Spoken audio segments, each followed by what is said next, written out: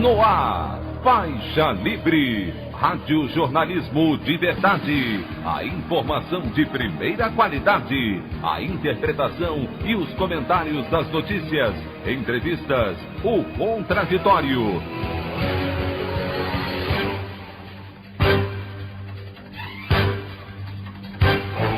Tudo para aproximar você cada vez mais da realidade do Brasil e do mundo. Apresentação: Anderson Gomes. Comissão de Impeachment da Assembleia Legislativa do Rio aprova relatório favorável ao afastamento de Wilson Witzel e plenário deve decidir questão na próxima semana. Enquanto isso, Câmara dos Vereadores livra prefeito Marcelo Crivella de mais um processo de impedimento pelo escândalo do QG da propina. Fome volta a crescer no Brasil nos últimos 5 anos e mais de 10 milhões de pessoas não têm acesso regular à alimentação básica. Essas e outras notícias na edição desta sexta-feira, 18 de setembro do ano de 2020 do programa Faixa Livre.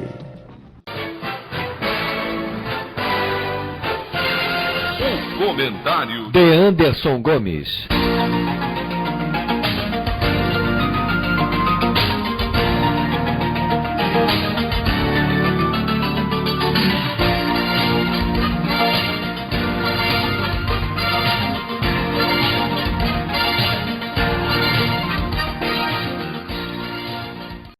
Bom dia, ouvintes.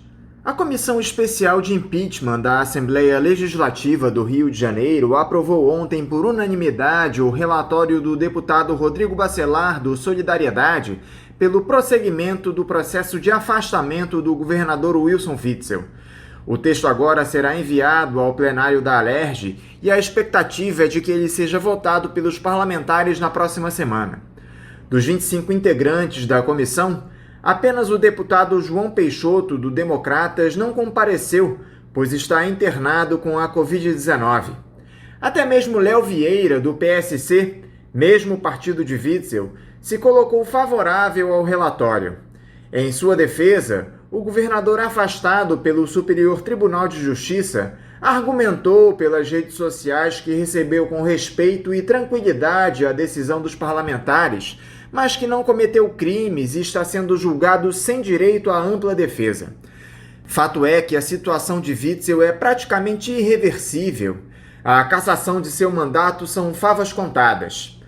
O problema é que o governador em exercício, Cláudio Castro, também é investigado pelo Ministério Público por suspeita de corrupção.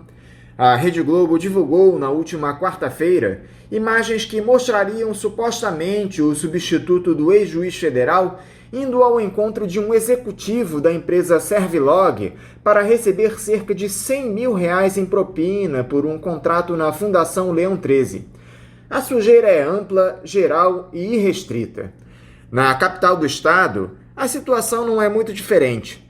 O prefeito Marcelo Crivella se livrou da instauração de mais um processo de impeachment acusado de improbidade administrativa e crime de responsabilidade pelo envolvimento em um suposto esquema de corrupção, apelidado de QG da propina, onde haveria a entrega de dinheiro ilícito a agentes públicos para a assinatura de contratos com a prefeitura. A Câmara dos Vereadores arquivou o pedido por 24 votos a 20, e Crivella segue cambaleante até o fim do mandato, em dezembro, ainda que haja investigações do MP a respeito do caso. A reeleição do bispo licenciado da Igreja Universal, acusada de lavar dinheiro nesse mesmo esquema, é que está ameaçada. Enquanto parte da casta política desvia dinheiro público, um levantamento feito pelo IBGE mostrou que mais 3 milhões de brasileiros entraram no mapa da fome nos últimos 5 anos. Agora são cerca de 10 milhões e 300 mil pessoas no país que não têm acesso regular à alimentação básica. Mais um retrato da realidade nua e crua de uma nação que tira dos paupérrimos para dar àqueles privilegiados do topo da pirâmide. A opinião do Faixa Livre. Bandeirantes, 1360. Estamos apresentando Faixa Livre. Voltamos a apresentar Faixa Livre. Estamos de volta, ouvintes, com o início da edição de hoje do programa Faixa Livre, que tem na sua produção a jornalista Celeste Sintra, auxiliada pela também jornalista Natália Moraes, tendo no comando do áudio o Francisco. Meu bom dia a todos. E meu bom dia também a você, que pode aqui participar nos enviando mensagens eletrônicas para o endereço ouvinte@programafaixalivre.com.br ou ainda registrando suas participações diretamente nas nossas redes sociais. No Facebook, nossa página é o Programa Faixa Livre. No Twitter e no Instagram, para deixar o seu recado, basta seguir os perfis @PGM Faixa Livre. Lembrando que as participações por telefone estão inviabilizadas, pois durante o período da pandemia do novo coronavírus, nosso programa está sendo gravado no dia anterior à sua veiculação. Pedimos desculpas aos nossos ouvintes que costumam interagir conosco desta forma, mas foi a maneira encontrada pela equipe do Faixa Livre para mantê-los informados sobre o que acontece no país e no mundo com essa nossa visão crítica, e ao mesmo tempo preservando a saúde dos profissionais que levam o programa ao ar. O Faixa Livre pode ser acompanhado também pelo nosso aplicativo para celulares com sistema operacional Android. O nome do aplicativo é Programa Faixa Livre. Os ouvintes também têm acesso à transmissão pelo nosso site, o www.programafaixalivre.com.br, ou pela página da Associação de Engenheiros da Petrobras, a AEPET, uma das nossas entidades patrocinadoras, no www.aepet.org.br. Para quem perdeu alguma das edições ou quer ouvir novamente o Faixa Livre, os áudios das entrevistas e editoriais estão disponíveis no nosso podcast, nos aplicativos Spotify, Deezer e Castbox. E dando início às nossas entrevistas, eu cumprimento o presidente do Instituto João Goulart, dirigente nacional do PCdoB, João Vicente Goulart. João Vicente, bom dia. Bom dia, Anderson. É um grande prazer estar aqui hoje contigo, com os ouvintes aí do Faixa Livre, para conversarmos um pouco sobre a realidade brasileira, sobre a realidade que atinge o nosso país nos dias de hoje. Eu te agradeço muito, agradeço o programa, de poder estar aqui participando junto a teus ouvintes e junto a todos aqueles que, como nós, estamos hoje, preocupados com a situação brasileira. Então, minhas saudações a todos vocês e meus agradecimentos pela participação. João, muito obrigado por mais uma vez você dialogar conosco aqui no Faixa Livre. João, o governo de Jair Bolsonaro tem dado seguidas demonstrações de como não se deve conduzir uma gestão federal. Esse intenso desmonte do país, que passa pela desnacionalização das nossas empresas estratégicas, destruição das garantias sociais básicas da população, ataque às estruturas fundamentais do Estado brasileiro, com destaque para o funcionalismo público, um reformismo típico de quem tem compromisso com o capital hegemônico. Isso sem falar nas tragédias da saúde com essa pandemia e um militar no ministério, da educação com a ideologização do ensino, do meio ambiente com as queimadas recordes nos nossos biomas. Enfim, são tantos os problemas que fica até difícil de estar aqui. Eu gostaria, João, que você começasse fazendo uma análise a respeito dessa administração do ex-capitão do Exército até aqui. Bom, Anderson, nós estamos vivendo realmente um desastre nesse governo Bolsonaro. E o pior de tudo isso é que nós estamos num processo de desmonte do Estado brasileiro, de acabar com as instituições brasileiras, e um governo que, apesar, entre aspas, democraticamente ter atingido o poder, nós vivemos uma realidade muito diferente, não é? Desse desmonte que nós estamos tendo. Uma coisa é tu desmontar o Estado através dos tanques, das baionetas, como houve em 64, e outra coisa é tu ir desmontando o Estado, como disse esse ignóbil ministro Ricardo Salles, vamos deixar que a imprensa olhe para outro lugar e o povo olhe para outro lugar enquanto nós passamos a boiada. E isso é perigoso, num governo que não tem a mínima compostura das regras internacionais de comportamento institucional, de Estado. Nós hoje estamos passando uma vergonha internacionalmente. Ontem mesmo nós vimos aí a vários países europeus, Alemanha, Itália, França, dirigirem uma carta, né, ao nosso vice-presidente Mourão, que inclusive vão rever não só o Tratado do Mercosul, mas como estudar a possibilidade de que se o Brasil não terminar de vez por todas, né, com essa farsa de dizer que não existe queimadas na Amazônia, desmatamento exatamente provocado por aquilo que Bolsonaro prometeu na campanha. Vamos produzir na Amazônia e tal. Mas ele é tão despreparado, é um governo tão despreparado, que ele não vê os reflexos internacionais quando se manifesta nesse tipo de questões, inclusive contra aqueles que os apoiaram, por exemplo, o agronegócio, por exemplo, a exportação de carne, de soja, de milho, de algodão aqui do Brasil, que forma essa cadeia muito grande, pesada, né? Uma cadeia de agronegócios que está agora ameaçada pela própria descompostura internacional da política externa. E realmente ele se propôs a fazer o desmonte paulatinamente da instituição Brasil, né? Veja só que os principais símbolos, né, do desenvolvimento social, do desenvolvimento brasileiro, não só no desenvolvimento de números, né, de PIB, números econômicos, mas naqueles do índice de desenvolvimento humano, que cada vez está pior. Fizeram aí uma reforma trabalhista dizendo que haveria mais emprego. Hoje nós estamos na casa dos 20 e poucos milhões de desempregados, quase fora contando aqueles que estão fazendo seus bicos por fora, que chega quase a 50% da força de trabalho no Brasil.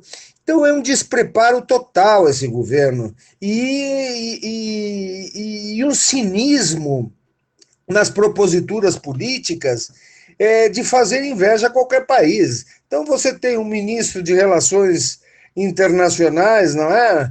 O Ernesto Araújo, que inclusive o pai dele foi constituinte de 46, lá no Rio Grande do Sul, foi vice-presidente da Constituinte no Rio Grande do Sul, era sempre um reacionário. Um homem que, primeiro, era um embaixador de segunda categoria, que se diz terraplanista, um homem que diz que o aquecimento global é uma consequência do marxismo internacional. Quer dizer, nós temos aí vários desmontes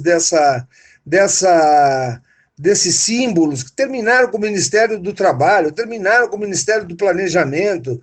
Direitos Humanos colocaram a Damares, que é uma pessoa completamente não só despreparada, como desequilibrada, né? Nós temos aí pessoas, quer dizer, botou um primeiro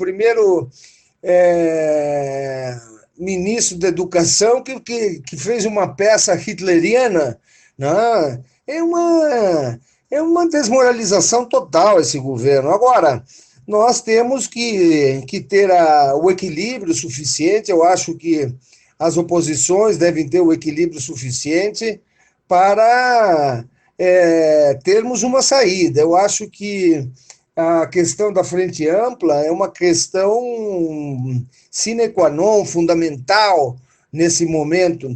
E quando eu digo frente pela democracia, pela manutenção da democracia, uma frente pela vida, que não quer dizer necessariamente que esta frente seja uma frente eleitoral lá em 2022, que cada partido poderá ter as suas estratégias, as suas táticas eleitorais para combater, não é, o fascismo que nos assola. Agora, realmente nós temos que acreditar que para 2022, dependendo das consequências políticas, nós tenhamos que botar, como se diz lá no Rio Grande do Sul, vamos acomodar as abóboras à medida que o caminhão avança. Eu acho que não vai haver outra solução a não ser nós termos aí uma coerência de ver, talvez, quem esteja melhor nessa possibilidade de derrotar o Bolsonaro nas urnas e fazer aí uma aliança que possa, primeiro, impedir a progressão do fascismo e, segundo, manter a nossa democracia. Depois de obtido esse objetivo, vamos sentar, não é, as oposições e ver as nossas diferenças e um plano de governo do Brasil e de recuperação do Estado brasileiro, que, sem dúvida alguma, vai estar aos pedaços.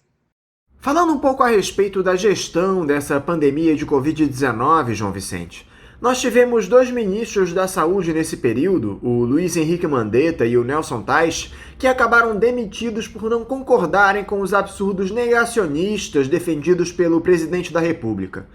Depois disso, nós tivemos um militar da Ativa que ocupou o ministério por 4 meses como interino, assinando embaixo tudo o que o Bolsonaro dizia e, como prêmio, foi efetivado essa semana.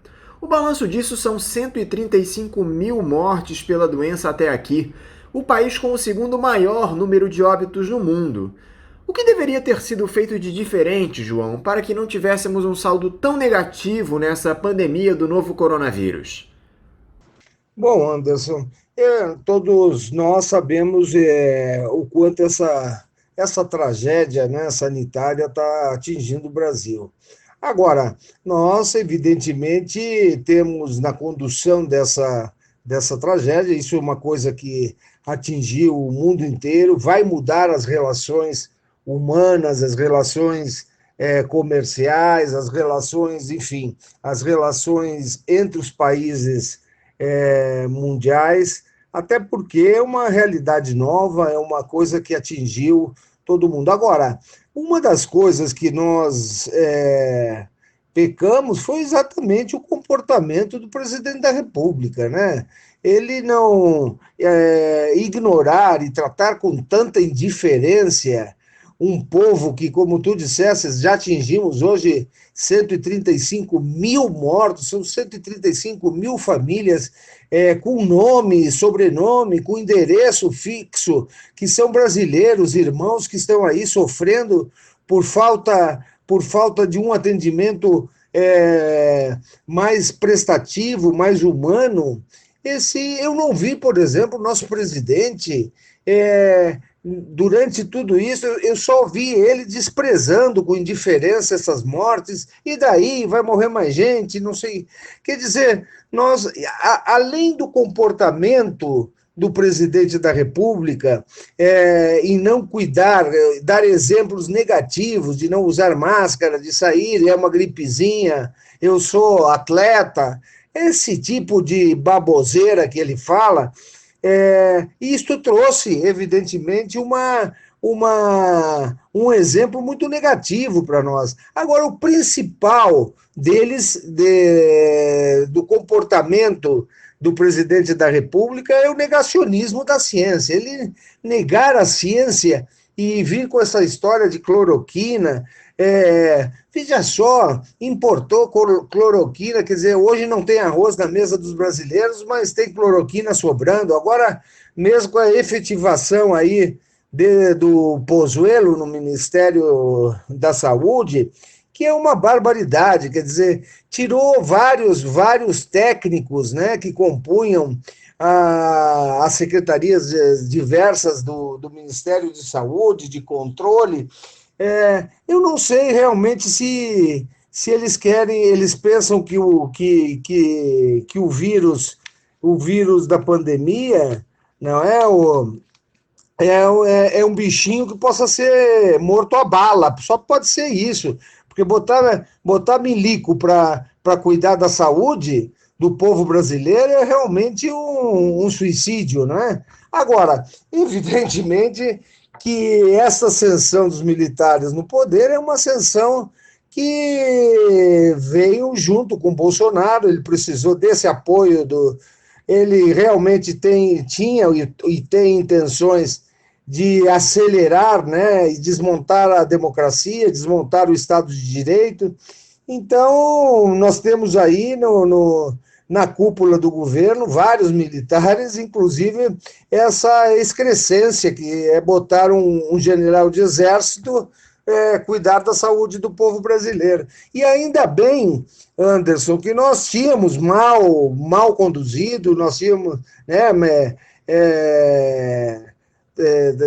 o SUS que estava ainda funcionando, porque, na verdade, a intenção original era privatizar a saúde, privatizar a educação, privatizar, não sei nem se a segurança, privatizar os bens públicos dessa nação.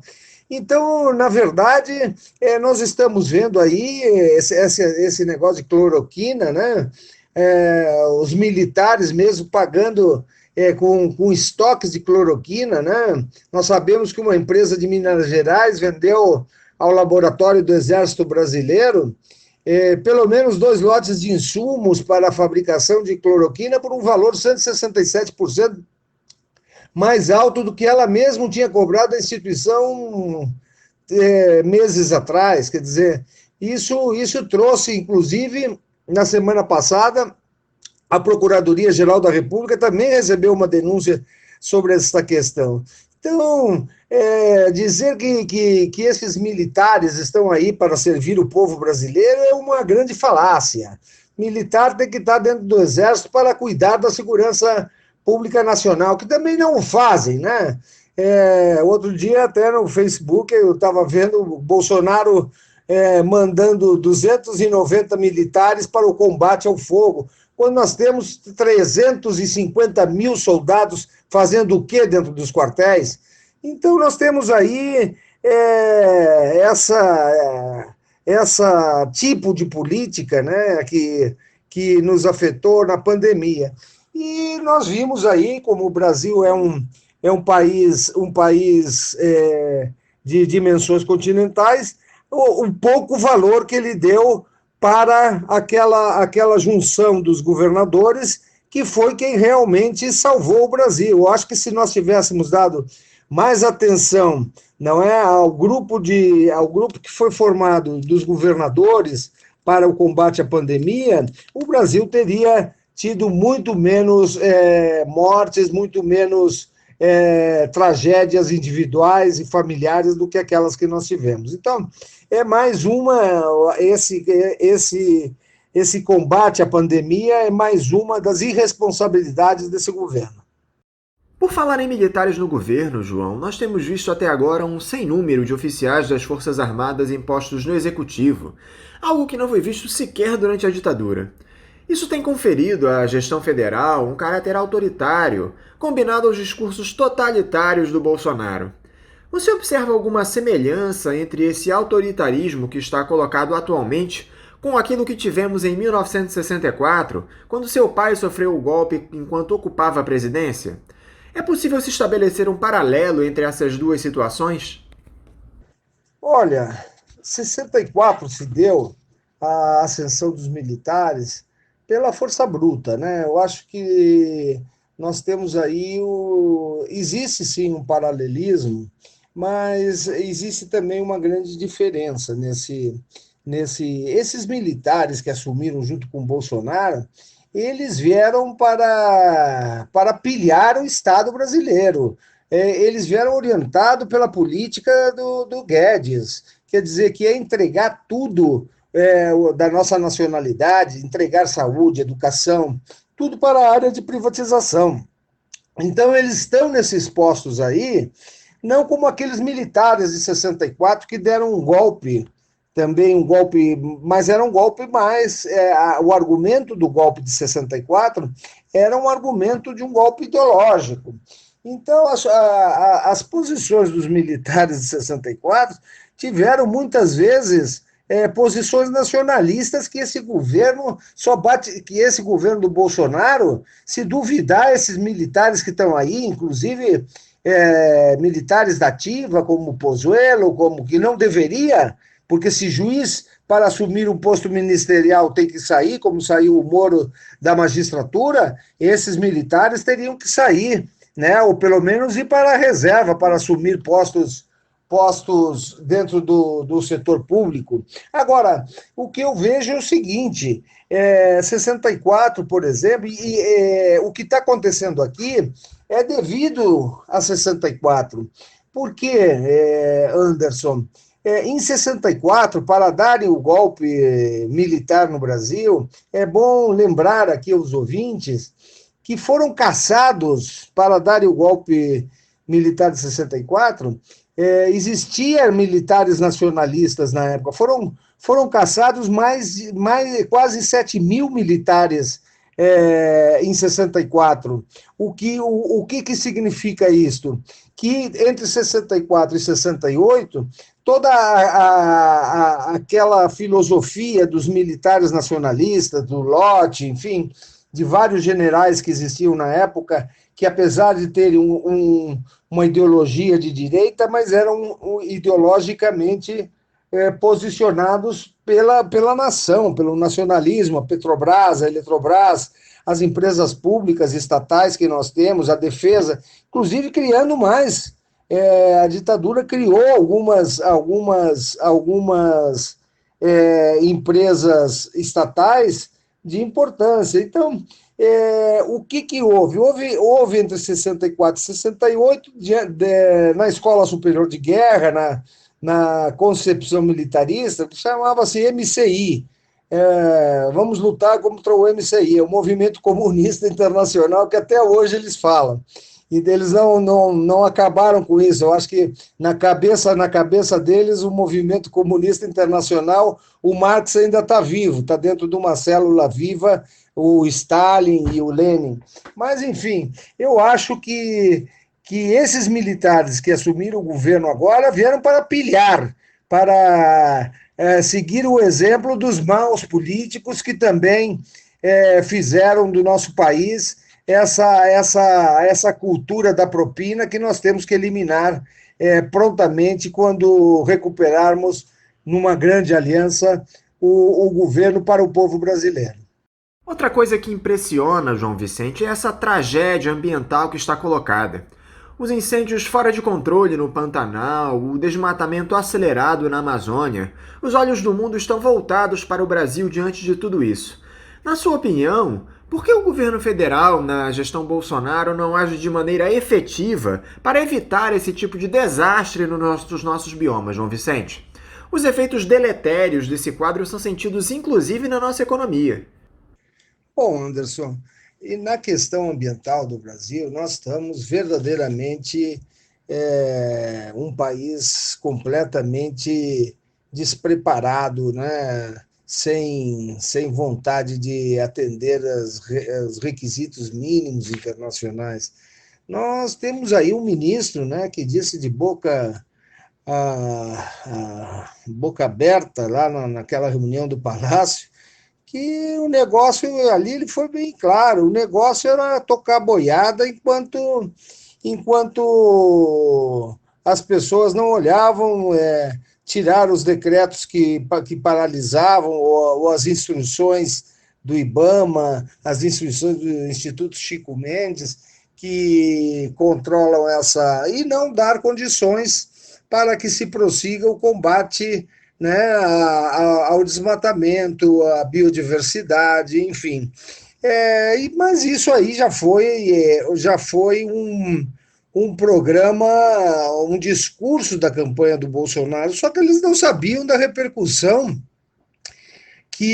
a grandeza da repercussão que isso poderia tomar internacionalmente, né?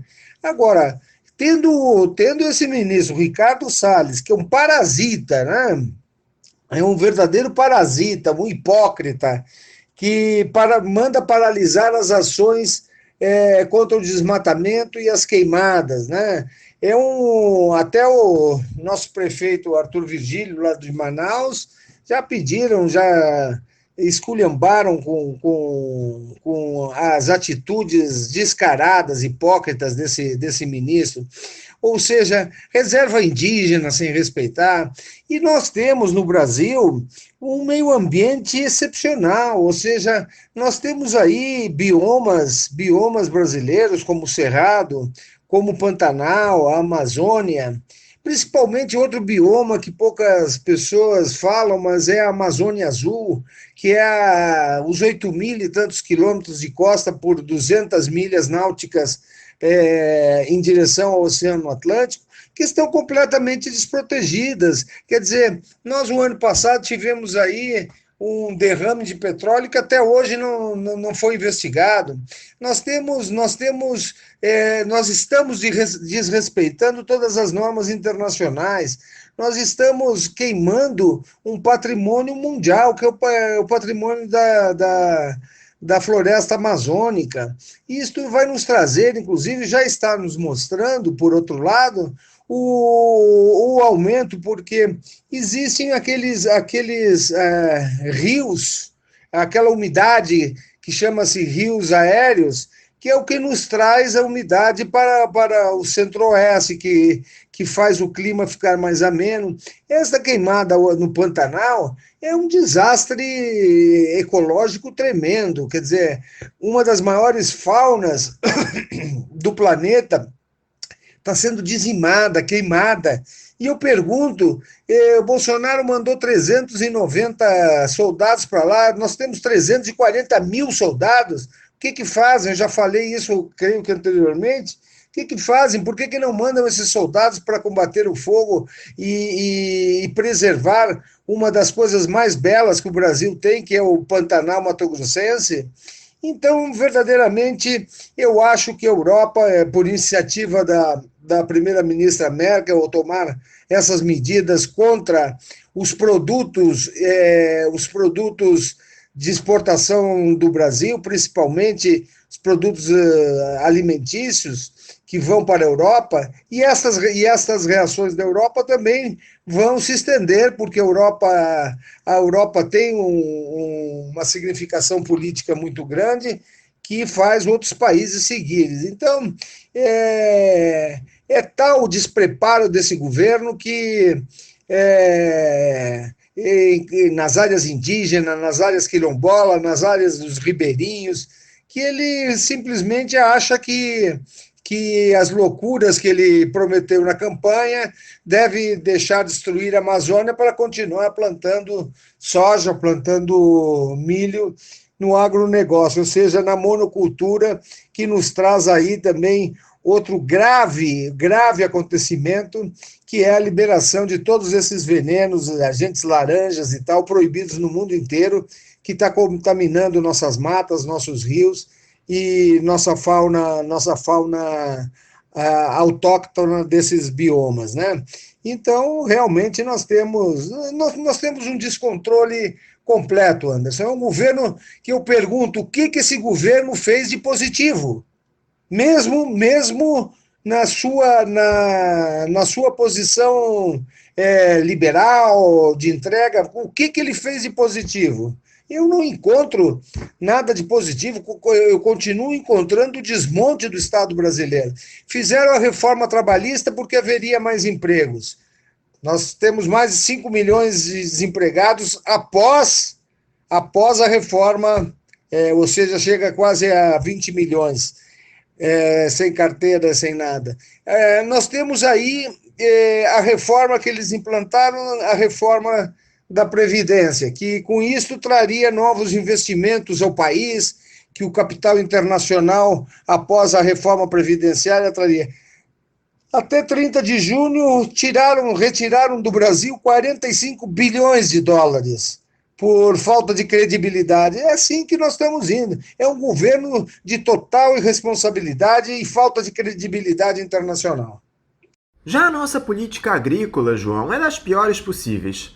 Exemplo disso são os aumentos absurdos dos preços dos alimentos, que tem como símbolo principal o arroz, que acabou virando artigo de luxo na mesa do brasileiro, por incrível que pareça. O que deveria ser implementado nessa política agrícola pelo governo federal, João? Como contra-atacar para conter essa inflação dos alimentos?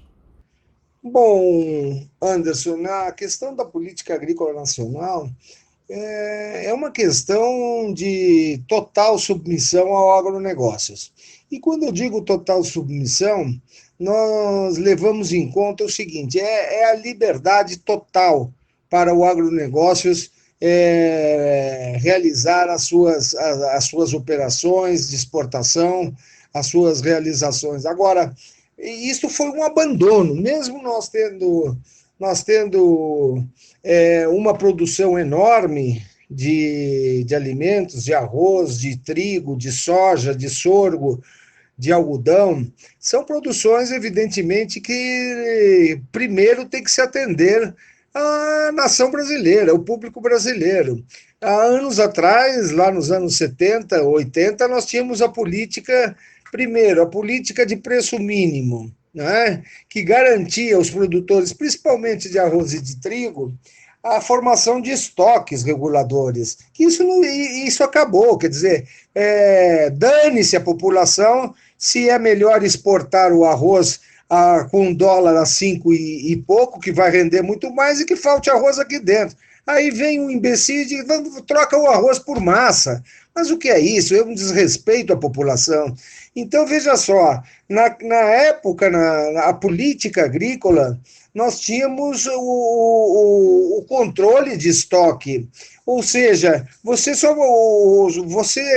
produtor, você podia exportar, sim, mas só o excedente. Tinha a Conab, que hoje está completamente desarticulada, tinha outro nome na época, mas primeiro se atendia o mercado interno. Eu me lembro, inclusive, eu sou da área, eu cheguei a plantar muito, se plantava arroz, trigo e soja, o trigo na época de inverno, e na época, eu me lembro, o trigo, por exemplo, era proibido de exportação porque nós não tínhamos suficiente produção para abastecer o mercado interno. E se importava muito o trigo argentino, que era um trigo de maior produção, e nós não podíamos exportar. Agora, no momento em que você dá toda a autonomia, esse ultraliberalismo, não, se faltar aqui dentro pode exportar, o negócio é o lucro do produtor. Então, o governo tem a responsabilidade de que se não pode exportar quando falta no mercado interno, evidentemente tem que pagar um preço mínimo correspondente ao que o produtor está exportando, mas tem que ter primeiro o abastecimento interno. Então, são questões que nós estamos vendo aí, esse disparate aí de derrubar selva, continuar plantando soja, continuar plantando algodão, porque são produtos realmente de monocultura e que não produzem alimentos, quer dizer, produz o óleo de soja, mas que a China compra, que os mercados internacionais compram. Nós temos que desenvolver e dar mais atenção ao crédito para a agricultura familiar, que é quem realmente produz a alimentação que vai à mesa do brasileiro. Claro que feijão e arroz são produtos que não se pode se pode plantar só para consumo do produtor, porque não tem uma produtividade em pequenas propriedades.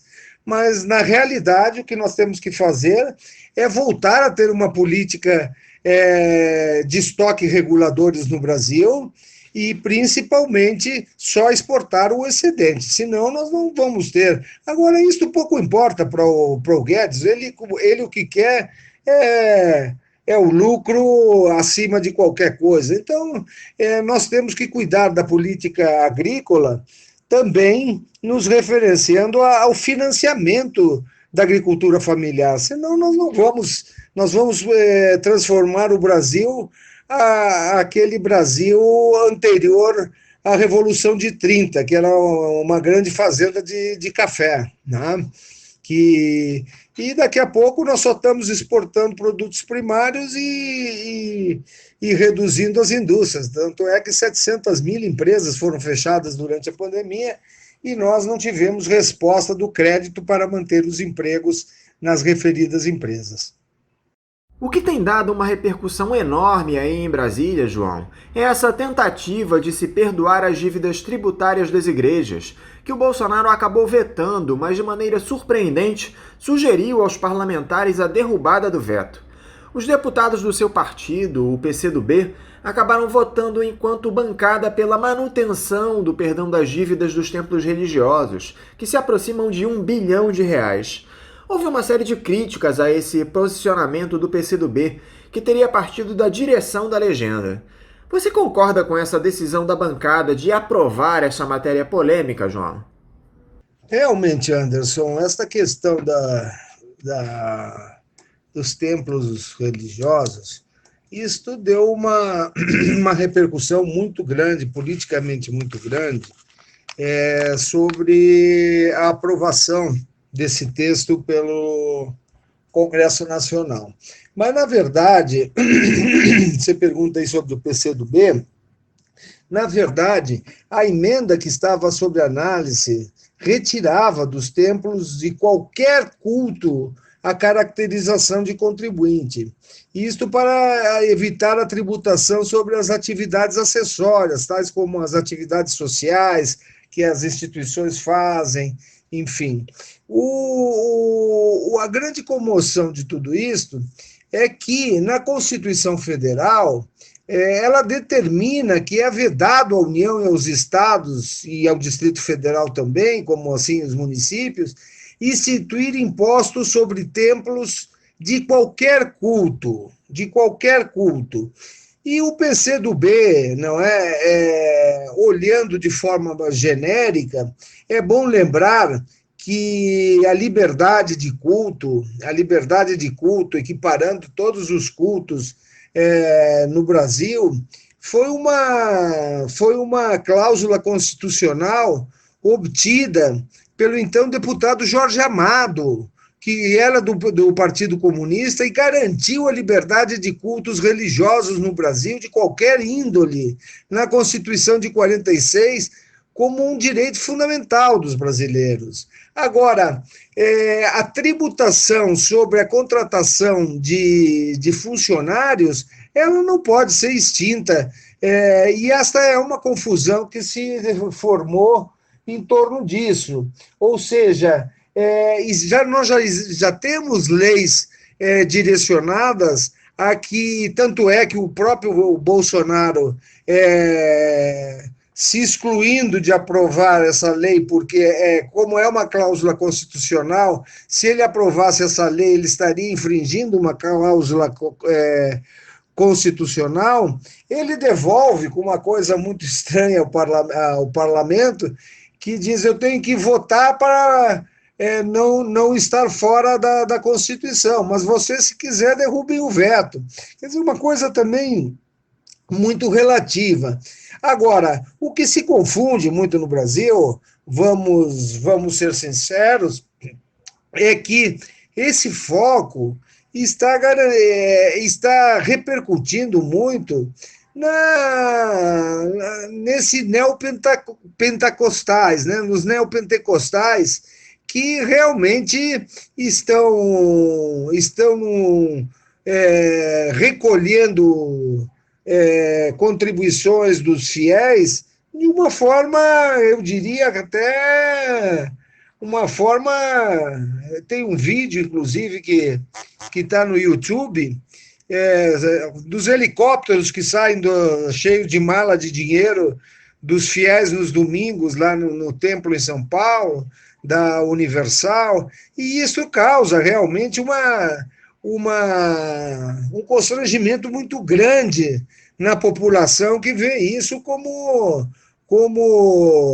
uma fraude à fé, não é?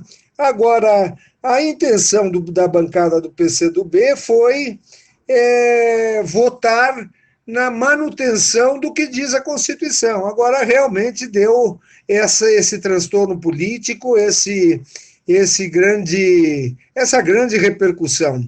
Mas isso aí faz parte da vida política nacional dos partidos, e nós não podemos criminalizar uma igreja neopentecostal ou em detrimento da Umbanda, em detrimento de outras religiões de descendência afro-africana, ou religiões diversas que nós temos no Brasil.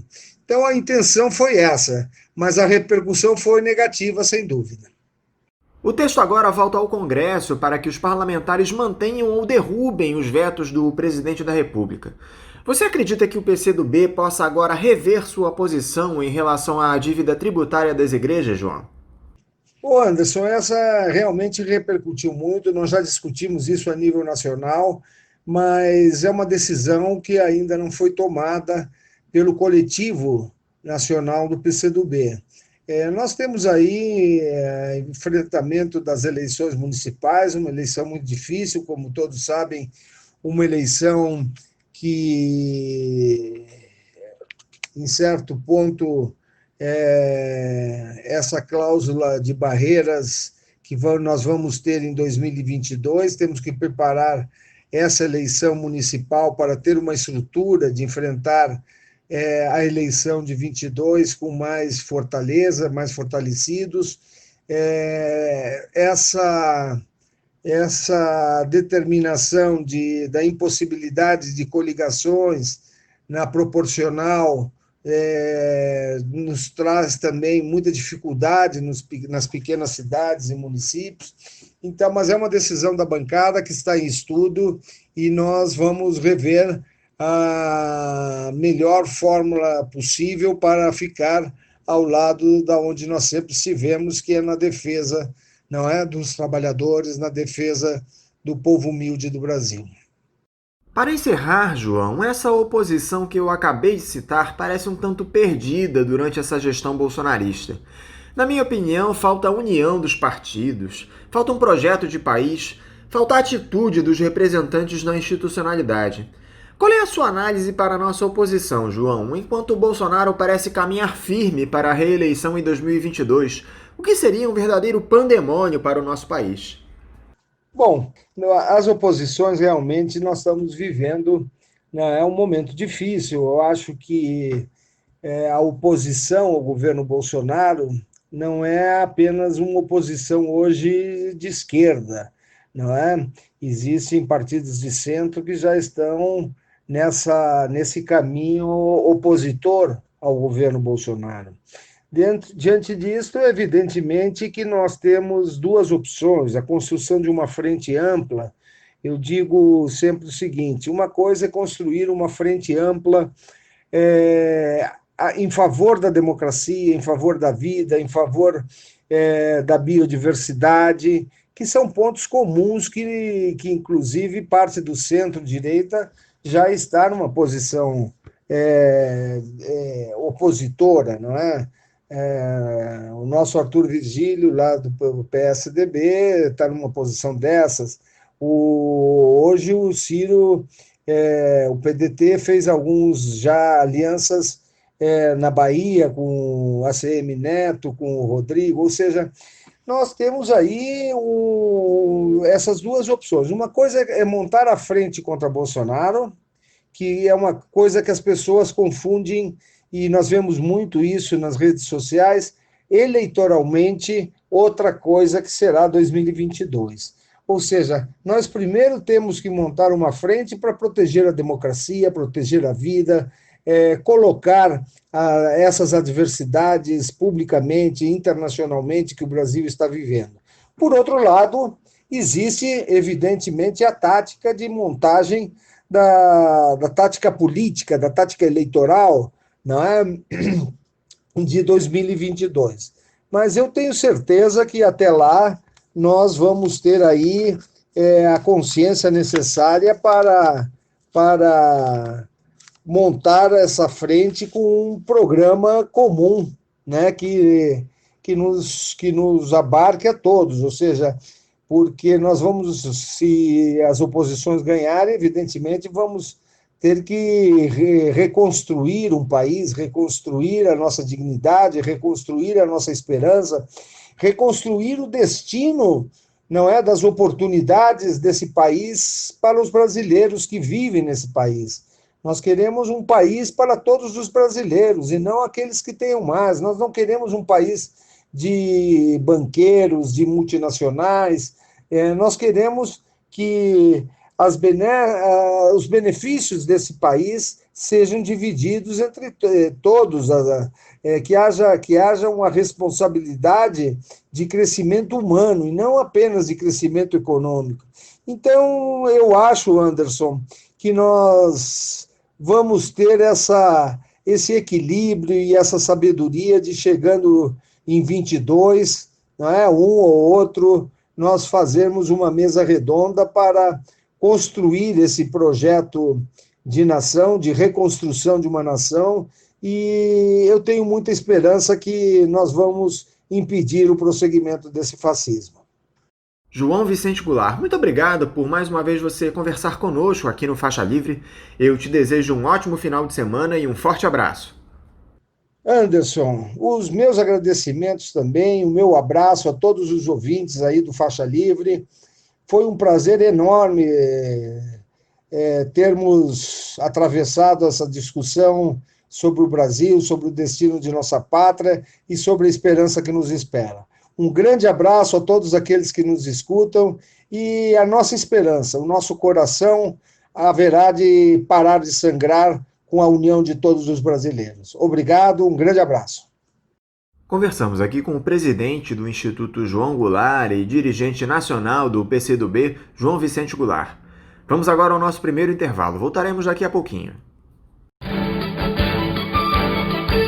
Voltamos a apresentar Faixa Livre. Já voltamos, ouvintes, e agora eu saúdo o advogado constitucionalista e professor de Direito Público da Universidade Federal Rural do Rio de Janeiro, Bernardo Campinho. Bernardo Campinho, bom dia. Bom dia, Anderson, tudo bem? Bom dia, ouvintes, a todos os nossos ouvintes aqui no programa Faixa Livre. Mais uma vez, obrigado pelo convite, um prazer poder participar. Deixar, como sempre gosto de fazer, aquele grande abraço carinhoso para o Cid, para o Paulo e para a Celeste, que é quem sempre faz esse contato e que está por trás do programa, organizando as pautas e fazendo essa interlocução para que eu possa estar aqui participando, contribuindo, debatendo ideias com vocês. Sempre um prazer responder as suas perguntas, Anderson, e estou à disposição do programa mais uma vez. Bernardo, muito obrigado por mais uma vez você conversar conosco aqui no programa. Bernardo, eu queria começar a entrevista de hoje com um assunto que tem sido recorrente nas nossas conversas: o descrédito da Operação Lava Jato, ocasionado especialmente pela ação da Procuradoria-Geral da República. Depois da saída do Deltan Dallagnol da Força Tarefa de Curitiba, nós tivemos uma renúncia coletiva de procuradores que atuavam na Lava Jato em São Paulo. Há quem diga que essa atuação do Augusto Aras para proteger o presidente Jair Bolsonaro da Operação Anticorrupção seria o golpe de misericórdia na Força Tarefa, apesar de ela ter sido prorrogada por mais 4 meses. No entanto, aqui no Rio de Janeiro, os investigadores continuam atuando em várias frentes. Tivemos uma série de operações nas últimas semanas. Após esses acontecimentos mais recentes, Bernardo, como é que você observa a sequência da Lava Jato? Ela consegue se manter por mais tempo no país? Anderson, a Lava Jato, ela é um fenômeno de várias dimensões. É um fenômeno múltiplo, político, social, jurídico e para o bem ou para o mal, ela moldou muito do que é o Brasil contemporâneo, o Brasil atual, nesses mais de 6 anos da operação. É difícil você pensar que algo que tem 6 anos e 80 e tantas fases tenha o mesmo fôlego, a mesma dinâmica ao longo de todo esse tempo. Então, eu acho que existe um pouco a questão das pessoas que estão à frente da Lava Jato não serem mais as mesmas. A gente teve aposentadorias, como a do Carlos Fernando, do procurador Carlos Fernando. A gente teve pedidos de remoção. O coração da Lava Jato, no âmbito da Polícia Federal, já tinha sido desestruturado durante o governo Michel Temer. Tá? A questão dos delegados já tinha sido desfeita. Hoje já não existe mais um núcleo de delegados que estavam à frente da operação. Eu acho que o fenômeno político, tanto quanto o bolsonarismo, ele está aí, veio para ficar e vai ser uma força política com maior ou menor relevância ao longo do tempo. sofreu várias derrotas e vários baques de uns 2 anos para cá. O fim da passagem do ex-ministro e ex-juiz federal Sérgio Moro pelo Ministério da Justiça foi tumultuado. Houve um desgaste porque o ministro se cola ao bolsonarismo e afasta alguns adeptos, alguns apoiadores moderados da Lava Jato. Ao mesmo tempo, sua saída cria uma cisão entre bolsonaristas e lavajatistas. Ainda há quadros que tentam atuar em conjunto. Eu acho que esse cenário é mais comum, principalmente no Paraná. Mas, no geral, os lavajatistas se dissociaram dos bolsonaristas. Então, agora são forças políticas concorrentes dentro do mesmo campo político, no campo político de direita, que é onde a Lava Jato, no geral, tem se situado, okay? Com uma exceção ou outra. Como bem afirmou o sociólogo Celso Rocha, que escreve de vez em quando na Folha, a desestruturação da Lava Jato tem uma explicação política muito clara. Começou a incomodar a direita. Enquanto foi possível jogar a carga excessiva para fora do navio e manter o navio em pé acima da linha da água, isso foi feito. Sacrificou-se um quadro muito importante para a direita brasileira, como Eduardo Cunha, eu ia dizer Michel Cunha, olha as associações que a gente faz. Ele foi cirurgicamente preservado para comandar todo o processo de impeachment e ele é abandonado às férias, é jogado para fora do navio. Então logo ele cumpre essa, abre aspas, essa missão, vamos dizer assim, fecha aspas em cima da missão. A partir do momento que você tem o Joesley Day, que o trabalho começa a pressionar quadros importantes da direita, isso vira uma agenda. O casamento de conveniência entre bolsonarismo e lavajatismo foi muito breve e ele se esgotou rapidamente, porque Bolsonaro teve que fazer uma aliança com o Centrão, e o Centrão tem todos os motivos do mundo para ser contra a Lava Jato, principalmente porque vários de seus alvos estão sendo alvejados, vários de seus membros, estão sendo alvejados pela operação. Não dá para ver a Lava Jato como um todo bom ou ruim. Recuperar 1 bilhão em ativos, acho até que o valor é maior do que 1 bilhão, não é pouca coisa. Mas a gente tem questões de métodos, pessoas, todo episódio envolvendo Tacla Duran e como isso coloca os nervos da força-tarefa, principalmente os procuradores da República, a flor da pele, é muito emblemático. Como isso chega perto, ali na periferia do juiz Sérgio Moro, como isso envolve o nome do Deltan Dallagnol. A gente vê, por exemplo, que a história da fundação até hoje foi muito mal explicada, de como isso ia ser a questão, Deltan ia comandar a fundação, não ia comandar a fundação. Então, há o desgaste de uma operação que se tornou judicial, envolvendo o Ministério Público Federal, Polícia Federal, que se tornou algo muito maior, se tornou um movimento político, tá? Existe a política interna da corporação Ministério Público Federal. O Augusto Aras é um outsider, ele não é um quadro, ele não é visto como, abre aspas, dos nossos, ele vem sem respeitar a lista tríplice e há um resgate dele de uma velha guarda do Ministério Público Federal e, ao mesmo tempo, o fortalecimento e a centralização na figura da Procuradoria-Geral da República. Então isso gera uma série de protestos, a renúncia coletiva, a renovação por mais 4 meses, o que é estranho, é uma renovação curta, ok? Mas a operação está viva nos seus métodos, nos seus ímpetos, prestou serviço ao país ao desvendar um esquema de corrupção que já vinha há muito tempo dentro de algumas empresas estatais, mas também estabeleceu um diálogo superficial sobre as formas de enfrentamento disso, foi seletiva, porque atingiu o campo político de esquerda de forma desproporcional e com maior intensidade do que a direita. E, acima de tudo, agora, nessa sua fase final, que pode ser talvez a fase final da operação, mas não do movimento político, tá? Não sei se a Lava Jato, se daqui a 2, 3 anos a gente ainda vai ter a operação da Lava Jato rolando, até porque ela não pode ser uma operação universal contra a corrupção, não vai poder tratar de tudo. As investigações que estão em curso vão ter que acabar em um determinado momento. Mas aí você fala dos desdobramentos aqui no Rio de Janeiro, que é a pergunta propriamente, eu acabei me estendendo um pouco, e isso mostra um pouco como a Lava Jato deixa de ser uma operação e se torna um mecanismo, um método, uma forma de fazer política. Vamos dizer assim, articulando o poder judiciário, o sistema judicial e as instituições da política. Essas operações que você cita no Rio de Janeiro, elas foram múltiplas, elas envolvem o GAECO, que é uma instituição do Ministério Público, que é um grupo de apoio de atuação criminal do Ministério Público contra o crime organizado, Ministério Público do Estadual. Então, as operações afetam os dois principais candidatos à corrida da Prefeitura no Rio de Janeiro, e depois a gente tem uma operação a cargo ou sob a égide do juiz Marcelo, supervisionada, né, com decisão do juiz Marcelo Bretas, juiz federal, que aí sim é o nome da Lava Jato no Rio de Janeiro. Mas veja que mesmo o braço estadual do Ministério Público e a Polícia Civil trabalham com uma lógica que lembra muito a lógica da Lava Jato. Os métodos, as ideias, isso não sei se vão se esgotar. E a nova denúncia contra Lula em Curitiba, uma semana depois de uma entrevista muito incisiva que o ex-presidente faz, mostra que se a Lava Jato está longe dos seus dias de glória e aura, já afetada pelos vazamentos do The Intercept, ela não é ainda, ou não se tornou ainda, ou não se tornou, sem o ainda, vamos dizer assim, uma força irrelevante e tem fôlego e espaço para o contra-ataque. Mas vamos ver também que fora de Curitiba o presidente tem vencido todas as disputas judiciais no âmbito com as respectivas forças-tarefas da Lava Jato. Vejamos o que vai acontecer com essa denúncia, e os acontecimentos no Rio mostram que a Lava Jato, seja a instituição Lava Jato, força-tarefa no Rio de Janeiro, seja essa ideologia, esse movimento que perpassa e alcança inclusive outras dimensões do Ministério Público e do Poder Judiciário, que ela não morreu e que ela está aí tentando, vamos dizer assim, uma nova movimentação, uma nova frente de batalha.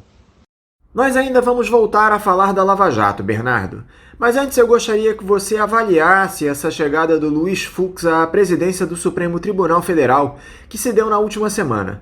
O que muda no STF, Bernardo? A corte ganha mais autonomia? Luiz Fux, o ministro Luiz Fux, começou essa semana sua presidência à frente do STF. Vamos esclarecer aos nossos ouvintes que não existe formalmente existe uma eleição, mas é um costume burocrático. Na verdade, é eleito com a única abstenção do próprio presidente, do próprio futuro presidente, aquele ministro que é o mais antigo da corte que ainda não tenha sido presidente. Então os 11 se reúnem e votam, os 10 votam no mais antigo e o mais antigo se abstém. É um costume, é uma praxis do judiciário, é a maneira como se determina essa presidência. Em tribunais de justiça dos estados, é comum que, como são cortes onde as pessoas passam muito tempo e tem uma grande rotatividade, às vezes é comum que alguém se reeleja dentro dos mais antigos. No Supremo não tivemos, pelo menos nas últimas 2 décadas, uma nova presidência de um ministro já no tribunal. Então, até porque a composição foi mudando muito ao longo dos últimos 15 anos, mais ou menos, desde o início do governo Lula, para ser mais exato. Então, Luiz Fux é um magistrado de carreira, ele passa pelo Ministério Público, depois ele vai para a Justiça Estadual do Rio de Janeiro como juiz de direito e ascende ao Supremo Tribunal Federal por indicação da ex-presidente Dilma Rousseff. Fica famosa na época, durante o julgamento do Mensalão, a alegação de que ele seria, abre aspas, traidor pelo PT, fecha aspas, porque teria garantido a José Dirceu que iria matar no peito. A denúncia do Mensalão. Há divergências, as partes não concordam que o discurso foi esse. Luiz Fux nega ter dito essa expressão, mas ela ficou popularizada no imaginário. E a gente analisando a trajetória judicial do ministro Luiz Fux no STF, antes dele virar presidente, a gente tem alguém que apoia, junto com o Luiz Roberto Barroso, de forma muito incisiva a Lava Jato. Então, o combate à corrupção, o fortalecimento, o protagonismo do Poder Judiciário no combate à corrupção é uma bandeira que o Luiz Fux carrega. Ele tem se mostrado liberal na economia, mas é extremamente progressista em temas morais, sociais, de costumes. Ele vota no STF, no julgamento, ele já participa e vota no julgamento das cotas, das ações afirmativas e vota a favor. Então, é um quadro. Não dá muito para fazer uma linearidade em termos de como ele se posiciona nos temas, mas é um quadro que eu diria que seria centrista, agora extremamente corporativo. A revista Piauí narrou há uns 2 ou 3 anos, todo o episódio da indicação de sua filha ao Tribunal de Justiça aqui do Rio de Janeiro, como isso gerou um certo constrangimento pela campanha, vamos dizer, um pouco heterodoxa ou não tão republicana em termos de procurar escritórios de advocacia para que ela fosse indicada pelo quinto, enfim. Se mostrou um quadro muito próximo e alinhado ao então governador do Rio de Janeiro, Sérgio Cabral, e deu, em 2 episódios muito interessantes, ele mostra também uma tendência muito corporativista. Ele segura a questão do auxílio moradia do judiciário por muito tempo com uma liminar, e após um acordo político, ele libera a ação, mas ele atuou progressivamente para que esse valor fosse, de alguma forma, incorporado aos subsídios, que são, como se chama, os vencimentos dos juízes. Então é um sujeito que vai estar muito atento às pautas corporativas, e a pauta que ele libera até dezembro de julgamento privilegia temas econômicos, administrativos. Ele está tentando fugir de polêmicas nesse momento com o bolsonarismo. Parece que a ideia é ter uma interlocução mais equilibrada com o bolsonarismo. É evitar conflitos, ser um mediador e, vamos dizer assim, nem tanto o alinhamento até um certo ponto surpreendente que envolveu em certo período o ex-ministro, e ex-presidente Dias Toffoli, nem a subserviência, nem o confronto aberto. Vai ser uma interlocução mais de bastidores. Eu acho que ele vai tentar preservar o STF dos conflitos institucionais. Há uma sinalização positiva também da presidência da República, que recua do confronto aberto com o STF, que vinha sendo pautado há muito tempo. O ministro Luiz Fux votou contra a mudança de entendimento em relação à prisão em segunda instância. Isso deixou algumas fraturas na relação com outros membros do tribunal. Já teve farpa com o Marco Aurélio, porque o Fux disse que foi um julgamento de baixa densidade jurídica, o Marco Aurélio respondeu, enfim. Mas eu não esperaria muito dessa presidência. Ele tende a ser um homem discreto, mas ao mesmo tempo ele vai deixar claro as suas prioridades. E a questão de combate à corrupção, o apoio às instituições do sistema de justiça, os temas econômicos sob um viés liberal, isso deve marcar a pauta tanto no Conselho Nacional de Justiça quanto no Supremo Tribunal Federal. Também um certo viés corporativista judicial. Eu acho que é isso que se pode sintetizar e esperar da presidência do ministro Luiz Fux. O Luiz Fux tem se mostrado um defensor da Lava Jato lá no Supremo, Bernardo. Inclusive, ele fez questão de dizer isso recentemente, sob o pretexto do combate à corrupção. A condenação do ex-presidente Lula no caso do triplex lá do Guarujá, que teve como protagonistas o Sérgio Moro e a própria Força Tarefa de Curitiba, deve ser analisada pelo STF nas próximas semanas ou meses. Com a combinação dessa dança das cadeiras na Suprema Corte e o descrédito da Lava Jato, você acha que o Lula tem chances de ser absolvido pelos ministros, Bernardo? Vale lembrar que uma absolvição do Lula teria efeitos diretos no cenário político do país, já que ele voltaria a estar elegível e poderia se candidatar à presidência em 2022. Pessoal, a gente precisa fazer alguns esclarecimentos de como vai funcionar essa questão do julgamento da parcialidade do ex-ministro Sérgio Moro no julgamento do triplex, no qual foi condenado o ex-presidente Luiz Inácio Lula da Silva. Esse julgamento não vai... Tem 2 ações diferentes correndo no Supremo.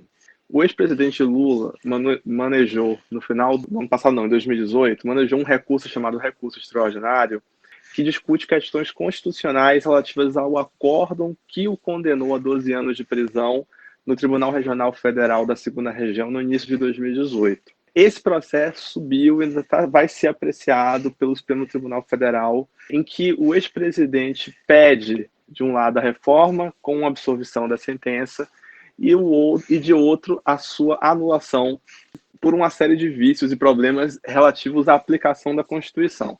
Esse julgamento, que conta com o ministro Celso de Mello e há esse suspense se ele vai participar ou não, é o julgamento de uma ação que está decidindo um ponto específico, que é a parcialidade ou não do ex-ministro Sérgio Moro.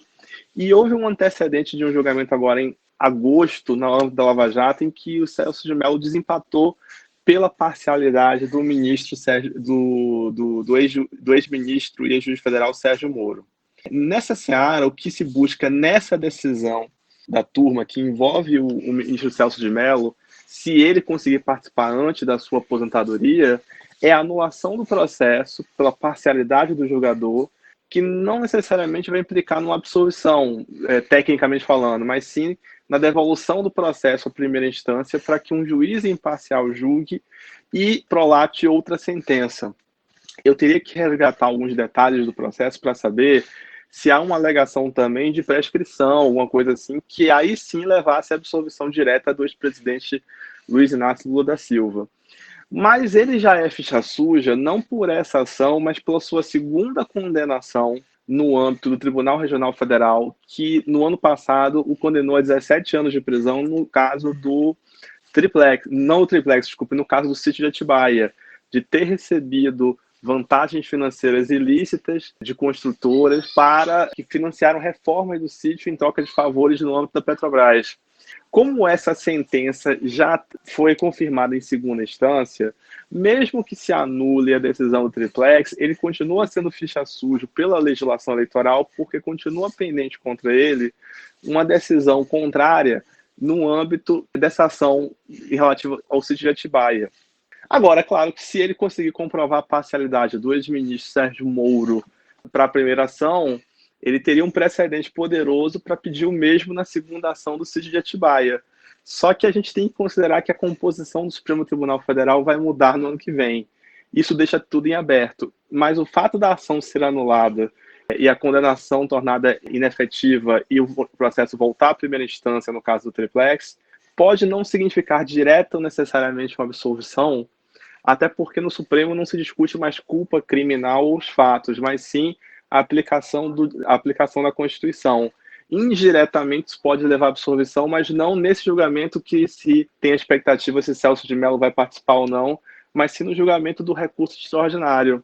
Mas tudo isso vai ficar em aberto, tirando a questão da parcialidade do Sérgio Moro, que deve ser decidida nesse ano, com a chegada do novo ministro ao STF, embora esse novo ministro não vá julgar os processos da Lava Jato na turma que consta o ministro Gilmar Mendes e o ministro Ricardo Lewandowski. E a saída do Celso de Mello em novembro do STF com a indicação do Bolsonaro de um outro ministro, muito provavelmente terrivelmente evangélico, tem condições de alterar essa concertação de forças no Supremo, Bernardo? Isso pode fazer a diferença em relação à condenação do Lula? Começa aqui a nossa conversa, a gente volta a falar do Supremo Tribunal Federal, nesse ponto justamente da indicação de um novo ministro ao STF. Eu acho que isoladamente ele não muda a correlação de forças, porque ele vai ser num tribunal que já tem algumas visões muito sedimentadas sobre alguns temas. Por exemplo, por mais que seja terrivelmente evangélico, até eventualmente olavista, não sei, e defensor ferrenho, por exemplo, de uma pauta moral alinhada com o bolsonarismo, questões como a suposta ideologia de gênero, o Escola Sem Partido, o STF já se filiou a uma visão mais progressista. O tribunal tem prestigiado uma visão progressista em relação a direitos humanos. É difícil que um único ministro vá mudar essa visão. Certamente é um voto contrário num julgamento que envolva a questão do aborto, a ação do pessoal que pede a descriminalização até 12 semanas.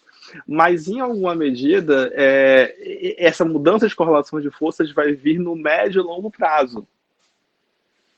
Se o Bolsonaro, por exemplo, ano que vem nomear outro ministro conservador para o lugar de Marco Aurélio Mello, e se ele se reeleger e tiver a oportunidade de nomear mais um ou dois ministros no segundo mandato. Aí, realmente, um presidente que fica 8 anos e nomeia 3, 4, 5 ministros, molda, em grande medida, a corte de acordo com sua visão de mundo.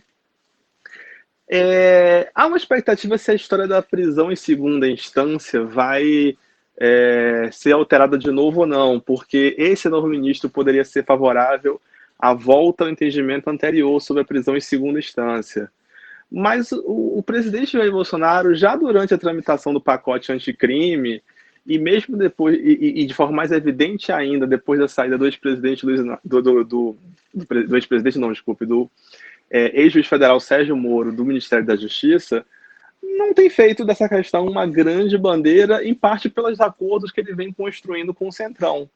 Então, Isso pode ser o início de um processo para, vamos dizer assim, alinhar o Supremo a temas mais conservadores em matéria social e de direitos humanos, embora o Supremo já jogue muito historicamente com o governo no âmbito das questões da administração pública, do executivo e nas questões econômicas, desde 2015, tenha apresentado um forte viés liberal. E o que essa nomeação de um novo ministro faz, para mim, é marcar claramente a sinalização de que tipo de visão judicial o presidente Bolsonaro vai privilegiar na sua nomeação para o Supremo. Será um conservador em costumes e um liberal em economia também, como ele se anunciou o tempo todo na sua campanha, como se alinha o seu ministro da Economia, Paulo Guedes. Agora que o presidente está dando uma virada populista em economia, será alguém que vai acompanhar essa virada de mais intervencionismo estatal? Dá para apostar fortemente num nome conservador. Não sei se já o terrivelmente evangélico, possivelmente sim, entendeu? Mas é interessante porque vai mostrar a direção que vai seguir. Há uma bolsa de apostas no STJ, de alguns nomes caros no STJ, a subprocuradora Lindora, que tem sido uma nova estrela dos processos contra governadores e figuras que pouco têm apreço do bolsonarismo. Ives Ganda Martins Filho, ex-presidente do TST, tem quadros também do judiciário, quadros duros, quadros de carreira, ou membros dos tribunais superiores que estão disputando essa vaga. Mas, assim, é uma grande caixa de surpresas. O Lula e Dilma nomearam 8 ministros ou 9 ao STF. Isso não transformou o tribunal numa corte de esquerda, muito por conta das escolhas que eles fizeram. Dias Toffoli foi advogado do PT e ele foi mais do que nunca um advogado do Bolsonaro também no primeiro ano de governo. Então, acho que não muda ainda a composição, a direção da corte como um todo, mas indicam a tendência e certamente será um movimento político importante do governo Bolsonaro. Aliás, nós teremos nos próximos dias a análise em plenário do relatório da Comissão de Impeachment da Assembleia Legislativa do Rio de Janeiro, que recomendou o afastamento político do governador Wilson Witzel. A situação do chefe do Executivo Fluminense se agrava a cada dia com novas denúncias. Você vê alguma possibilidade de vitória do ex-juiz nesse processo, Bernardo? Eu, Anderson, vejo o impeachment do governador afastado agora, Wilson Witzel, como algo irreversível. Eu acho difícil que essa situação se reverta, mas eu acho preocupante como ela está se dando. Em primeiro lugar, é praticamente um consenso entre as forças políticas na Assembleia Legislativa o afastamento do governador, e tudo isso está muito relacionado à crise relativa ao coronavírus, aos hospitais de campanha, onde há indícios muito fortes de desvios de corrupção, tá? Mas a sombra da família Bolsonaro, a disputa por um procurador-geral de justiça alinhado aos interesses da família no momento em que o senador é investigado, um pouco de como tudo isso também representa uma certa retaliação ao antagonismo que o Wilson Witzel fez ao Bolsonaro com relação às medidas da pandemia em meados de março, início de abril. Todo esse contexto político e o afastamento de forma cautelar, decidido monocraticamente e depois confirmado pela Corte de Justiça do STJ, mas ainda assim, ainda assim de uma forma muito pouco, de uma forma um pouco temerária, vamos dizer assim, de um governador de estado eleito liminarmente, com uma interpretação do Código de Processo Penal que desconsidera não só o fato da denúncia não ter sido ainda recebida, mas o fato de ser um governador eleito com expressiva votação e todo o contexto que envolve, eu acho que isso dá um certo receio para o futuro. Agora, o afastamento parece que é uma questão de tempo. O judiciário se antecipou, inclusive com o protagonismo da subprocuradora-geral Lindora, mas que é uma figura que tem se mostrado próxima ao bolsonarismo. Na Alerj, a votação para a abertura do pedido já tinha sido expressiva. Algumas manobras no Supremo Tribunal Federal haviam conseguido ganhar tempo, mas eu acho que é uma sobrevida curta. Vamos lembrar também que a ação contra Wilson Witzel envolve também o vice, Cláudio Castro, e o presidente da Assembleia Legislativa, André Siciliano. Então, atinge toda a cúpula sucessória do Rio de Janeiro. Tem um certo receio de que isso seja manipulado num determinado momento para postergar até o ponto em que se gere uma eleição indireta no âmbito da Assembleia Legislativa. E é preocupante também como isso vai expandindo o campo de influência da família Bolsonaro. Mas, do ponto de vista político, o impeachment, assim, a não ser que algum grande reverso ocorra numa etapa posterior do julgamento, parece só uma questão de tempo. Outro que está enrolado com denúncias, Bernardo, é o prefeito do Rio, Marcelo Crivella. Depois do episódio daquela milícia arregimentada por ele na porta dos hospitais aqui do município, surgiu a suspeita da existência de um QG da propina na prefeitura, com provas muito contundentes. O Crivella teria até ligado para um dos acusados no esquema, questionando a respeito de uma operação que acontecia na Rio Tour. Para azar do prefeito, quem atendeu o telefonema foi justamente um delegado. Qual é a sua análise para este episódio, Bernardo? Há algum risco legal para a candidatura do Crivella à reeleição esse ano? Anderson, as denúncias são graves. Na verdade, os 4 anos do mandato de Marcelo Crivella, eles mostraram uma série de fatos pouco republicanos e extremamente preocupantes em termos de separação do Estado com a Igreja, ou mesmo dos princípios mais basilares do Estado de Direito. Desde a questão da Márcia e de toda a mediação um pouco transparente do tráfico de influência em relação às questões do sistema de saúde do Rio, passando pelo primeiro impeachment evitado pelo Marcelo Crivella, pelo segundo, questão dos guardiões, o uso da máquina a seu favor, que é uma forma de corrupção também, claro. Eu acho que o prazo de validade de Marcelo Crivella como prefeito do Rio está mais do que ultrapassado. Agora, é fato que ele vai tentar uma reeleição nas urnas e que ele vai para o enfrentamento eleitoral. Era um dos favoritos até bem pouco tempo junto com Eduardo Paes, mas ambos foram almejados por operações policiais em concertação com o Ministério Público, coordenadas pelo GAECO, que é o grupo de apoio aos promotores de combate ao crime organizado. Ok? E em alguma medida, espero que isso reverbere no âmbito da campanha.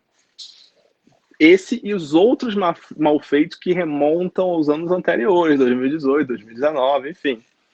Mas é preciso ser muito correto aqui e pontuar que, salvo alguma prisão determinada cautelarmente que impeça o prefeito de continuar em campanha, é pouco provável que isso em si impeça-o de registrar sua candidatura.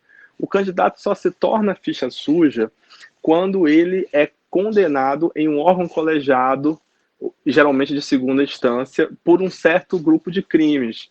O mero fato de estar sendo investigado ou processado criminalmente não é óbice para o registro da candidatura nem para concorrer e não gera inelegibilidade, tá? Então, nesse momento, salvo alguma prisão processual e ainda assim a jurisprudência de que, dependendo do momento do processo, a campanha eleitoral não permite, dependendo do momento do processo eleitoral, não se permite a prisão das pessoas, então, nesse momento, os movimentos contra Marcelo Crivella não impedem a sua candidatura e não impedem que ele dispute a sua reeleição. Vamos ver como essas denúncias, como essas investigações, que é isso que elas são nesse momento, vão evoluir, se vão se tornar denúncias e como podem afetar Marcelo Crivella, reeleito ou não, num futuro próximo no âmbito criminal. O presidente Jair Bolsonaro, Bernardo, foi intimado pela Polícia Federal, por meio da Advocacia Geral da União, a depor pessoalmente sobre sua suposta interferência na corporação. O chefe do executivo poderia escolher entre os dias 21, 22 ou 23 deste mês para prestar depoimento. Essa intimação foi enviada depois de o ministro Celso de Mello determinar que Bolsonaro teria de dar suas explicações a respeito do caso pessoalmente e não por escrito, como queria a AGU. Só que o ministro Marco Aurélio Mello, substituto natural de Celso de Mello, que está em licença médica, atendeu a um recurso da defesa do presidente, levou o caso ao Pleno do Supremo e adiou a oitiva até uma decisão sobre o caso. Nós conversamos sobre esse tema há muito tempo, Bernardo. Você achou correta essa decisão do Celso de Mello ou cabe mesmo ao plenário esse tipo de avaliação?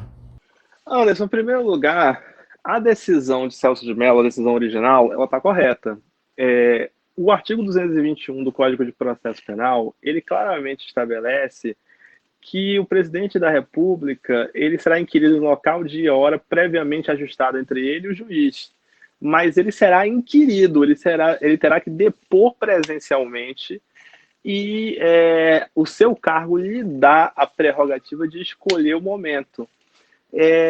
Toda essa cena foi criada porque Rodrigo Janot permitiu que Michel Temer depusesse por escrito, ao invés de marcar local para inscrição. Então, a gente tem um precedente recente que não foi questionado por ninguém e que, efetivamente, gera essa celeuma. Mas a decisão do ministro Celso de Mello está correta. Ele é o ministro que preside o inquérito em relação às alegações de interferência na Polícia Federal do presidente, de interferência indevida, feitas pelo ex-ministro Sérgio Moro, tá? Só que eu acho que aqui o seu substituto, Marco Aurélio, recebe um pedido de reconsideração. Na verdade, o correto seria agravar o plenário, seria um recurso ao plenário do STF.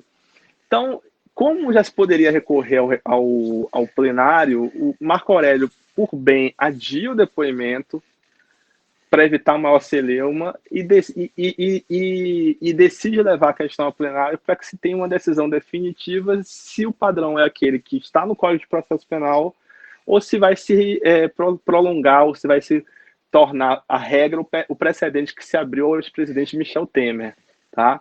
Então, eu acho que não sei se é processualmente o mais correto o que fez o Marco Aurélio, mas acho que a situação política que se envolve mostra que o que ele fez foi o mais correto do ponto de vista político, em termos de cautela e de ter uma decisão definitiva do plenário. Mostra também uma certa distensão do ambiente entre presidente da República e o plenário. Talvez o ministro Marco Aurélio concorde com o ministro Celso de Mello, mas não queira que a decisão depois seja revertida em plenário, já decidiu levar direto para o plenário, tá? Então, o certo seria a oitiva presencial em local e data a ser acertado entre o juiz e o presidente. Foram ofertadas algumas oportunidades, já sabemos que isso vai ser adiado, mas eu entendo que o movimento do Marco Aurélio é um movimento de cautela para tentar manter as relações equilibradas que têm pautado recentemente as interações entre o presidente da República, Jair Bolsonaro, e o tribunal. Mas que a decisão do ministro Celso de Mello está correta, está. Então, a AGU poderia fazer um favor ao país, em vez de prolongar essa questão, simplesmente que o presidente propusesse uma data e local de maior conveniência para ele,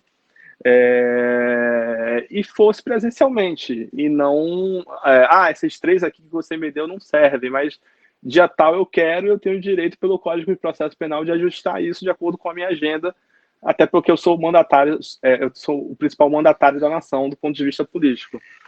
Vamos aguardar para ver como isso vai se desdobrar, mas talvez o plenário dê um recado forte ao presidente e prestigie o ministro Celso de Mello. O tiro pode sair pela culatra também. Bernardo Campinho, mais uma vez, muito obrigado por essa nova entrevista para nós aqui no programa. Eu te desejo um grande final de semana e deixo aqui o meu abraço. Anderson, muito obrigado mais uma vez pelo convite, pela oportunidade de conversar com vocês sobre esses temas, envolvendo política, o judiciário, o direito constitucional, enfim. É um prazer poder vocalizar os conhecimentos, os estudos que a gente faz na academia, poder atuar também no sentido de ter uma interação com o público sobre a importância da Constituição para a política, como a Constituição tem se tornado parte da política cotidiana. Eu queria agradecer o programa, por fazer esse novo convite, por mais essa interlocução com a sociedade, prestigiando aí também os nossos ouvintes, desejando um bom dia a todos e mandando um grande abraço para toda a equipe, Celeste, Paulo, Cid, todo o resto do pessoal que trabalha por trás das câmeras, que edita o programa. Espero que 2021 venha com melhores áreas e que a gente possa um dia ter o programa de novo ao vivo, transmitido lá do estúdio da Rua Álvaro Ramos, que a gente possa se encontrar novamente. Mas enquanto isso, que todos fiquem em casa em segurança, quando precisarem sair, se protejam, tomem as medidas necessárias, as cautelas, usem máscara. E aí eu deixo um grande abraço e um bom final de semana para você e toda a equipe. Conversamos aqui com um advogado constitucionalista e professor de Direito Público da Universidade Federal Rural do Rio de Janeiro, Bernardo Campinho. Vamos agora a mais um intervalo. Já já estaremos de volta. Voltamos a apresentar Faixa Livre. Estamos de volta, ouvintes, e eu já cumprimento a médica e professora da Universidade Federal do Rio de Janeiro, a UFRJ, Lígia Bahia. Lígia Bahia, bom dia. Bom dia, Anderson, bom dia a todos os nossos ouvintes, a todos, a todas, a todes. Muito obrigada, é uma honra participar mais uma vez do programa. Eu quero te agradecer, Lígia, por mais essa oportunidade de conversar conosco aqui no Faixa Livre. Lígia, depois de 4 longos meses, o país voltou a ter um ministro efetivo na saúde. E para surpresa de todos, só que não, o escolhido foi justamente o general Eduardo Pazuello, que já comandava a pasta de maneira interina desde a saída de Nelson Teich do cargo em maio. Só que nesse período, Lígia, o militar da ativa seguiu à risca a cartilha do presidente da República, algo que seus antecessores de alguma maneira se recusaram a fazer. Assinou um protocolo permitindo o uso da cloroquina pelo SUS no tratamento à Covid-19, algo refutado por especialistas do mundo inteiro. Deixou de aplicar a totalidade das verbas do Ministério destinadas para o combate ao novo coronavírus, o que provocou o desabastecimento de medicamentos em uma série de hospitais de referência, como o próprio Raul Gazola aqui no Rio. Por que você acha que se deu essa manutenção do Pazuello no cargo, Lígia? Bem, realmente, né, surpreendente, a primeira vez na história do Brasil que a gente tem no Ministério da Saúde, na pasta do Ministério da Saúde, a presença de um militar, a presença de um general. Isso não ocorreu nem durante o regime militar, a ditadura civil-militar. Então, realmente, né, é um general que estudou logística, e é um Ministério da Saúde ocupado por militares. Então, nesse momento, a gente tem uma militarização do Ministério e militares completamente desconhecedores dos problemas de saúde, das soluções para esses problemas de saúde e, assim, completamente subordinados eu diria assim, às alucinações do presidente Bolsonaro em relação ao uso da cloroquina, né? São alucinações, porque não há nenhuma evidência científica e pior, né? Empossado numa cerimônia que aglomerou pessoas sem máscara, etc. Quer dizer, repetiu o que foi a posse do ministro Luiz Fux no Supremo Tribunal Federal, posse que já tem consequências, né? As pessoas que estavam na posse estão contaminadas pela Covid. Como é que a categoria dos médicos, Lígia, recebeu essa efetivação do Eduardo Pazuello? Vocês pretendem fazer algo para que isso seja revertido? A categoria médica, as entidades médicas, elas estão apoiando, né? Elas são uma das bases de apoio da atual presidência da República, desde o início, né? Apoiando ativamente. A maioria dos meus colegas médicos votou no Bolsonaro, nós sabemos disso. E as entidades médicas, inclusive, participaram de uma cerimônia intitulada alguma coisa assim, eu não me lembro exatamente o nome nesse momento, mas comemorando o sucesso do enfrentamento da Covid no Brasil. Cerimônia na qual estava presente o presidente Bolsonaro, diversos médicos, que glorificaram mais uma vez o medicamento, que a gente nem, é melhor a gente nem falar o nome desse medicamento, do medicamento que não é eficaz e que provoca efeitos colaterais. Então, é um problema, né? A categoria médica, eu diria assim, tem uma parcela significativa da categoria médica concordando com as atuais políticas e que concorda também com a presença de um general na pasta do Ministério da Saúde. Além da categoria médica, é importante que os nossos ouvintes também atentem para o fato que os secretários de saúde estão apoiando o general Pazuello. Há uma acomodação, né? A posse de um general que estava ocupando o cargo provisoriamente, definitivamente, ela expressa uma acomodação. Eu diria assim, ela expressa uma reacomodação do governo como um todo, né? Novas alianças inclusive com o centro tradicional. E o general Pazuello, acho que é uma dessas vitórias, entre aspas, né? É uma vitória do governo Bolsonaro nomear algo assim tão esdrúxulo quanto um general no Ministério da Saúde durante uma pandemia de Covid, né? Acho que esse é um fato extraordinário no mundo, né? Que está causando esse efeito, né? Do Brasil como pária, né? Que país vai escolher, nesse momento de uma pandemia, alguém para ocupar o cargo do Ministério da Saúde que não sabe nada sobre saúde, né? E já até agora são mais de 135 mil mortes pela Covid-19 no Brasil, com quase 4 milhões e meio de infectados. Parece que o país entrou em uma trajetória de queda de contágios nas últimas semanas. O que é que deve ser feito daqui para frente para mantermos essa linha na descendente, Lígia?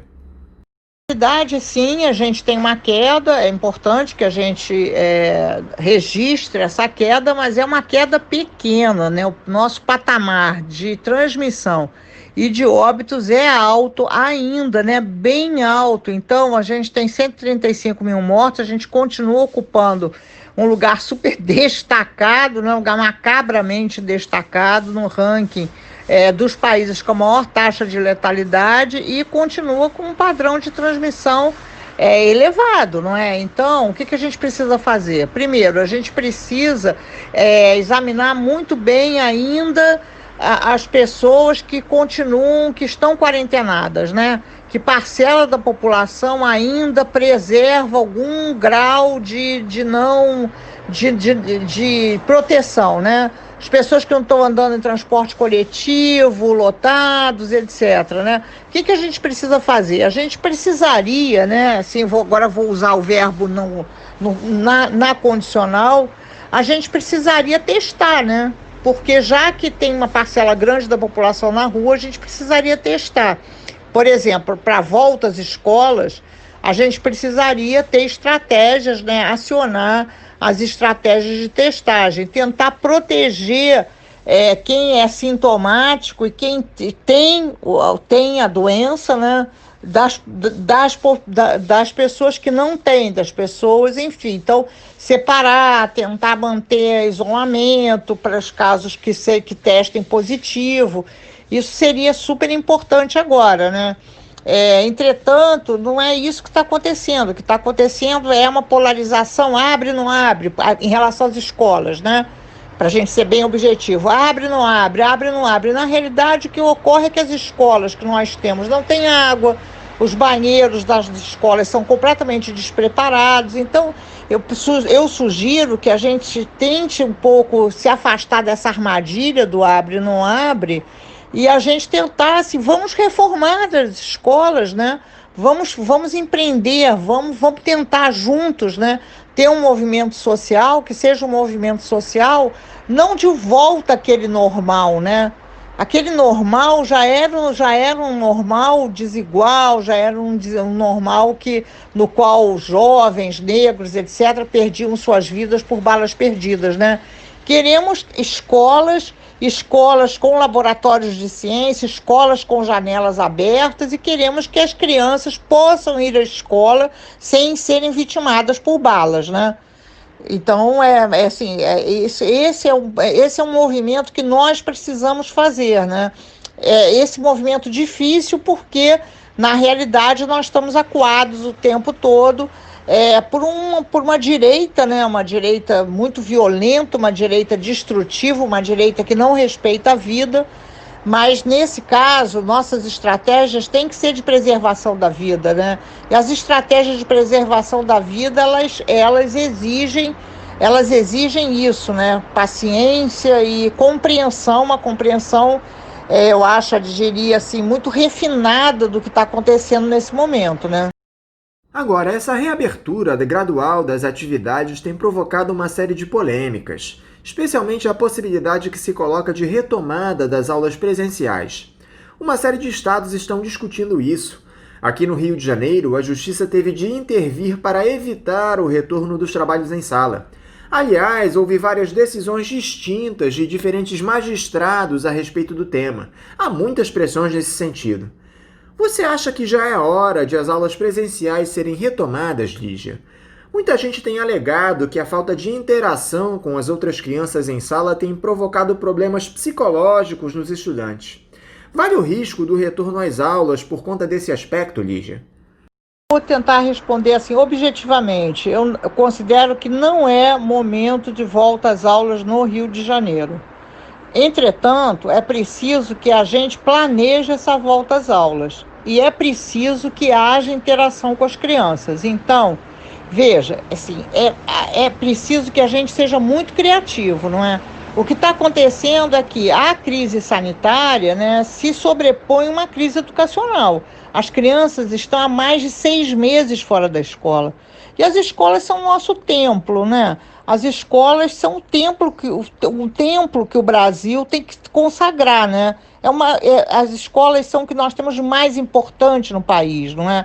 Por que mais importante, inclusive, que as instituições de saúde? Porque nem sempre nós precisamos recorrer às instituições de saúde, mas todos precisam ir para a escola, né? Todos passam pelas escolas. Então, nós precisamos consagrar, o termo é esse, grande parte da nossa atenção às escolas. E as crianças que estão nas escolas, né? Então, o lugar de criança é na escola, nós não temos a menor dúvida disso. É preciso apressar o retorno às atividades presenciais. Entretanto, eu diria assim, não é nesse momento que nós temos que fazer isso. Agora, nesse momento, é preciso que as escolas tenham reformas, que as escolas resolvam o problema dos seus banheiros, que as escolas consigam ofertar água para as crianças lavarem as mãos, para as crianças, enfim, para as crianças voltarem com segurança, não é? Então, eu insisto, né, eu já mencionei isso anteriormente, que a gente tem que sair dessa polarização, volta, não volta. Eu sugiro que a gente saia da polarização e que a gente diga o seguinte: vamos resolver o problema das nossas escolas, não é? E fazer um movimento, porque, claro, não é? É preciso que haja obra, reforma, a população precisa ver isso, precisa ver que há um movimento, né? Há um movimento para cuidar dessas crianças e para que essas crianças retornem com segurança.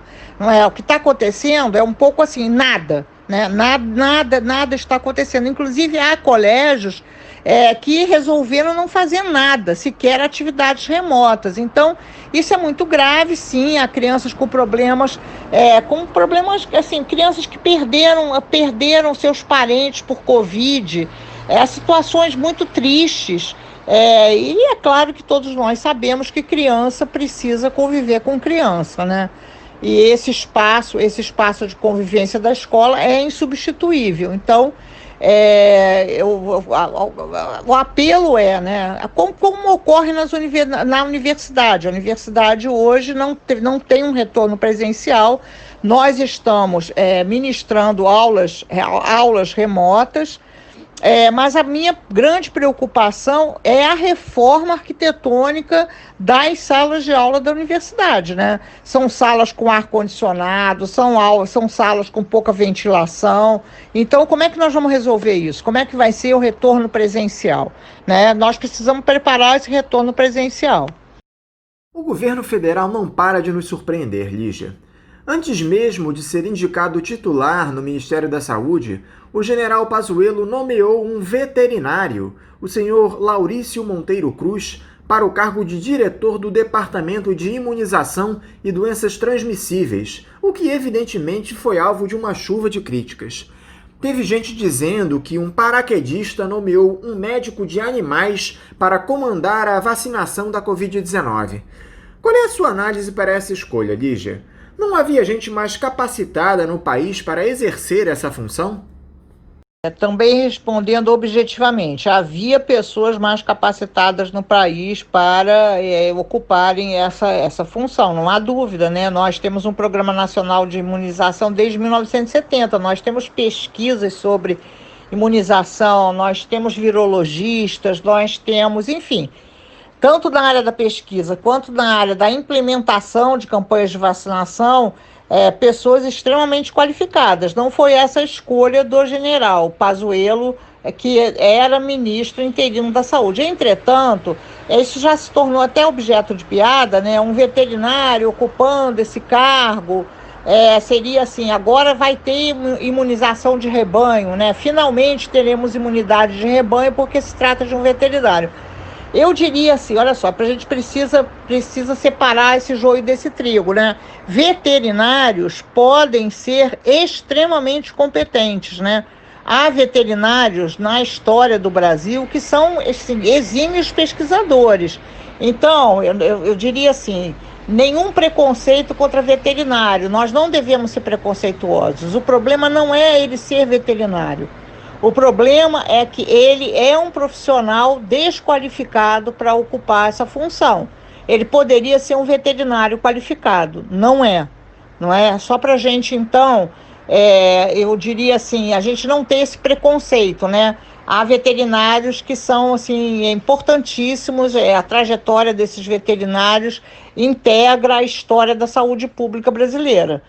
Então, eu diria assim, eu entendo a piada, eu até ri com a piada, mas é preciso que a gente não admita em nós atitudes preconceituosas. Para encerrar, Lígia, eu vou te fazer uma pergunta que te fiz na nossa última entrevista. Depois dessa interrupção e retomada nos testes da vacina desenvolvida pela Universidade de Oxford, em parceria com a farmacêutica AstraZeneca, o anúncio do sucesso nos testes da vacina russa, que começará a ser aplicada já no mês que vem, como é que você observa a possibilidade de termos um imunizante sendo produzido em larga escala no mundo? Agora já é possível se fazer uma previsão? Bem, eu penso que assim, nós teremos vacina, mas não é possível fazer uma previsão.